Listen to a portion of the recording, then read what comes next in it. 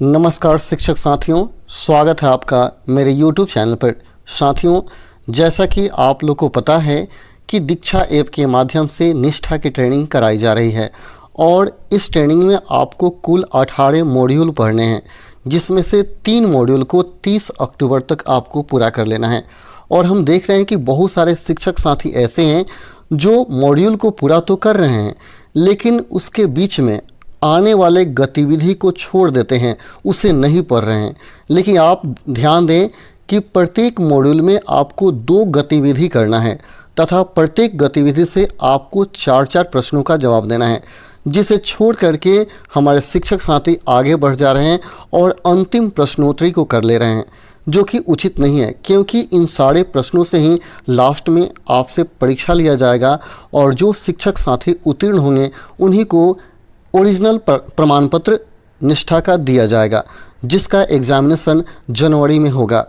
तो जो शिक्षक साथी इन गतिविधि को छोड़ देते हैं, हो सकता है उनकी तैयारी बढ़िया से ना हो पाए और वे परीक्षा में अच्छा ना कर पाएँ। तो मेरा मानना है कि आप इन गतिविधि को छोड़ें नहीं। अगर छोड़ दिए हैं तो इससे संबंधित प्रश्नों को ज़रूर जान लें, क्योंकि प्रत्येक गतिविधि में 4-4 प्रश्न करने हैं और प्रत्येक मॉड्यूल में 2 गतिविधियाँ हैं, अर्थात एक मॉड्यूल में टोटल 8 प्रश्न एक्स्ट्रा है, जिसे आप छोड़ दे रहे हैं। तो चलिए मैं आपको एक मॉड्यूल के 2 गतिविधि में आने वाले प्रश्नों को करके बताता हूँ। कैसा प्रश्न है ये आप ज़रा देख लीजिए। यह प्रश्नोत्तरी के ठीक पहले है। तो चलिए हम लोग शुरू करते हैं।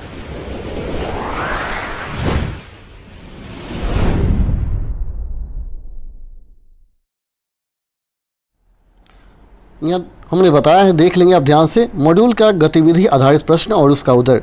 मॉड्यूल के समाप्ति के ठीक पहले अर्थात प्रश्नोत्तरी के पहले आपसे मध्य में ही 2 गतिविधियां कराई जाएगी और प्रत्येक गतिविधि में 4-4 प्रश्न होंगे, जिनमें से 4 में 4 का जवाब देना जरूरी है।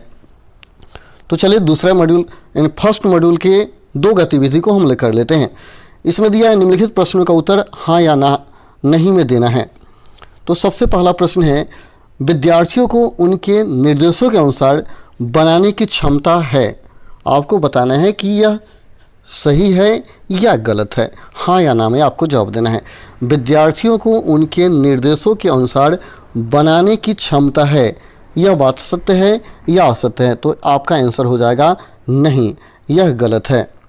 अगला क्वेश्चन है, स्वयं और दूसरे के विचारों और भावनाओं के प्रति सत्य और ईमानदार होने की क्षमता, यानी स्वयं और दूसरों के विचारों और भावनाओं के प्रति सत्य और ईमानदार होने की क्षमता, क्या ये बात सही है या गलत है, ये आपको बताना है। तो याद रहे यह सत्य है, क्षमता जो है बिल्कुल सत्य है। अगला, विद्यार्थियों के व्यवहार के बारे में मत और विचार। आपको बताना है हाँ या ना। विद्यार्थियों के व्यवहार के बारे में मत और विचार, यस या नो। तो आपका आंसर हो जाएगा नहीं।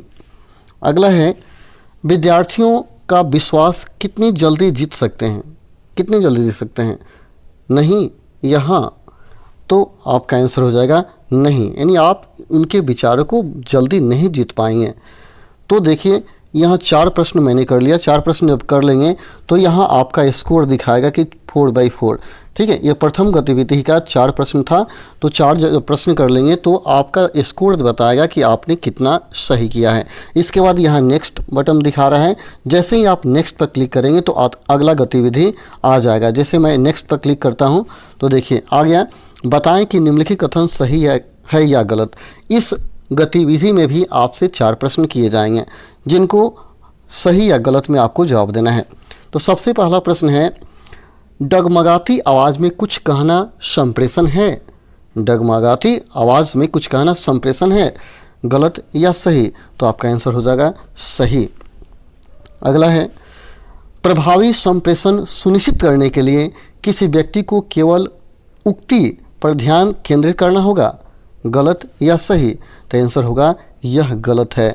अगला क्वेश्चन है, संप्रेषण केवल सुनने और उत्तर देने के बारे में है, सही या गलत। तो आंसर होगा गलत। अगला क्वेश्चन है, संप्रेषण मौखिक और गैर मौखिक हो सकता है, सही या गलत। तो आंसर होगा सही। तो देखिए मैंने यहाँ 4 प्रश्न कर लिए हैं। इन 4 प्रश्नों को करने के बाद यहाँ सबमिट का ऑप्शन आ रहा है। जैसे मैं सबमिट करूँगा, देखिए ऊपर दिखा रहा है टोटल 4 प्रश्न और मैंने 4 का 4 में जवाब दिया, कोई स्किप नहीं किया है। लेकिन शिक्षक साथी लोग इसको स्किप करके आगे बढ़ जा रहे हैं, तो आप स्किप नहीं करेंगे, सारे प्रश्नों को जवाब देंगे। और यहाँ जैसे मैं सबमिट पर क्लिक करूँगा तो क्लिक करते ही मेरा स्कोर बोर्ड आ जाएगा। तो देखिए स्कोर आ गया, यहाँ दिखा रहा है 4/4 मेरा सही है। और यहाँ नेक्स्ट बटन दिखा रहा है। जैसे मैं नेक्स्ट बटन पर क्लिक करूँगा तो आपका मॉड्यूल का जो अगला चैप्टर पढ़ना है वह यहाँ चालू हो जाएगा। तो आप गतिविधि करने के बाद ही मॉड्यूल के चैप्टर को शुरू करें, क्योंकि यह अति आवश्यक है। तो चलिए आज के लिए हम लोग इतना ही रहने देते हैं, फिर मिलते हैं अगले वीडियो में। तब तक के लिए धन्यवाद। जय हिंद, जय भारत, जय शिक्षक समाज।